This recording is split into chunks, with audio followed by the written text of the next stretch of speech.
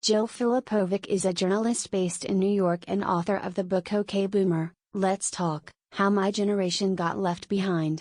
Follow her on Twitter. The opinions expressed in this commentary are solely her own. View more opinion articles on CNN. The President of the United States is scared, and it's starting to show.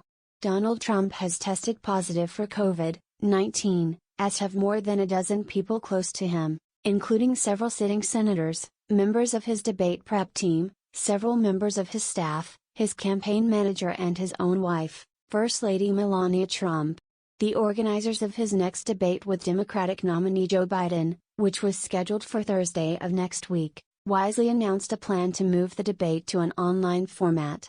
After all, who in their right mind would put a coronavirus patient in an enclosed room with other people, including vulnerable American voters and at least one other senior citizen, for at least 90 minutes of yelling and spewing? Trump, apparently, who, to be fair, is often not particularly right-minded. The president went on Fox News Thursday morning and, in a rambling and rage-filled interview, told anchor Maria Bartiromo that he wasn't going to waste his time on a virtual debate, even though public health protocols, not to mention basic common sense, dictate that the president should be quarantined until he is no longer infectious. That's not what debating is all about, he said. You sit behind a computer and do a debate, it's ridiculous. Following the president's comments, his campaign manager Bill Stepien issued a statement saying Trump would participate in the second debate if it's moved back by a week. The Biden campaign has rejected the proposal and has said the Democratic presidential nominee will hold a town hall to take questions from voters on October 15.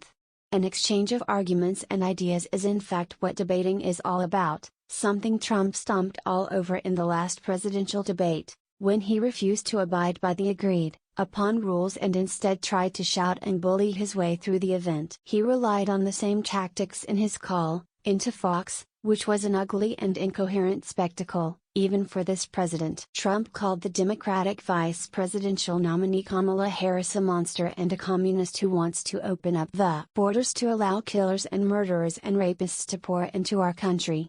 He also blamed Gold Star families for giving him the virus.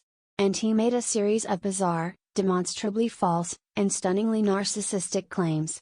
I'm back because I am a perfect physical specimen and am extremely young, said the senior citizen president, who is 74, clinically obese, living with heart issues, and currently infected with COVID-19.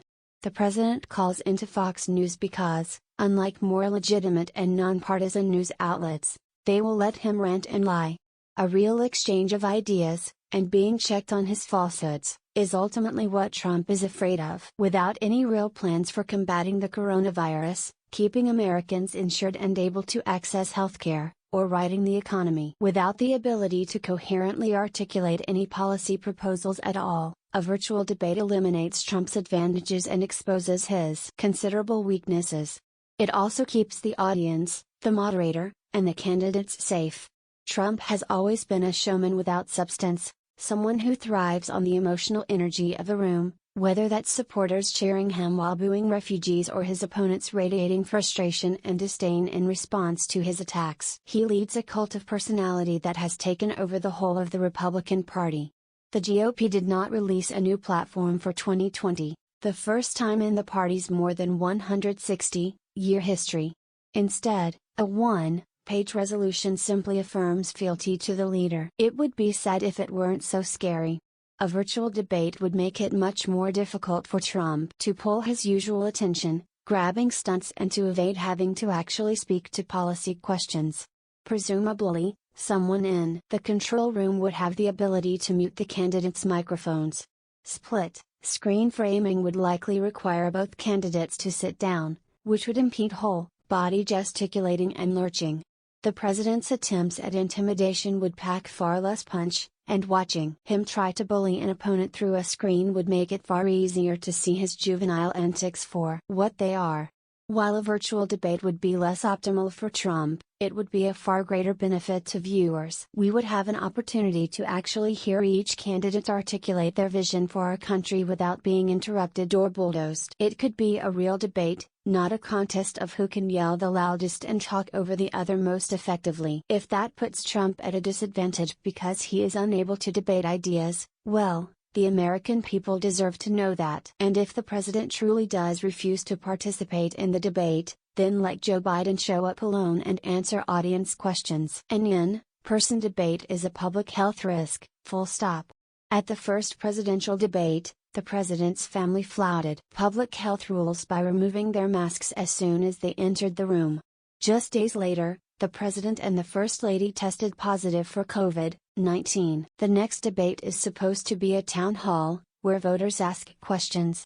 Are we really asking American citizens to show up, in person, to an event in an enclosed space with a man who has already demonstrated he does not do nearly enough to protect himself and his staff from infection? All over the country, Americans have made big sacrifices to adjust to our new normal.